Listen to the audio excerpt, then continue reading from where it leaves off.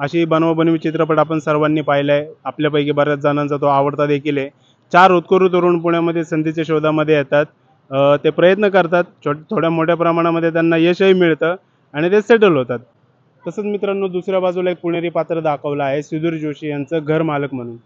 मित्रांनो पूर्वीपासून जर आपण बघितलं पुण्याच्या मध्यवर्ती भागामध्ये जे लोक राहतात त्यांच्या फक्त बोलण्यातच नाही तर वागण्यात देखील शिस्त आणि शिष्टाचार अशा गोष्टी आढळतात. सुधीर जोशी हे जरी खडूस दाखवले असेल तरी त्यांचीही मागणी शिस्त आणि शिष्टाचार याच गोष्टींची असते. मोजून मापून ठेवलेले भाडेकरू, वेळ पाळणे, विशेष म्हणजे रात्री येण्याची वेळ पाळणे, धूम्रपान, मद्यपान निषिद्ध वगैरे वगैरे. पण अशा प्रकारची शिस्त आजकालच्या पुण्यामध्ये जरा शिथिलच दिसते. तसंच अलीकडे पुण्यामध्ये एक प्रकरण घडलं होतं गणेशोत्सवादरम्यान. माजी नेत्याचं एक वक्तव्य आणि शिक्षण आणि नोकरीसाठी आलेल्या काही विद्यार्थ्यांचं. तसे त्या विद्यार्थ्यांच्या संमिश्र प्रतिक्रिया होत्या.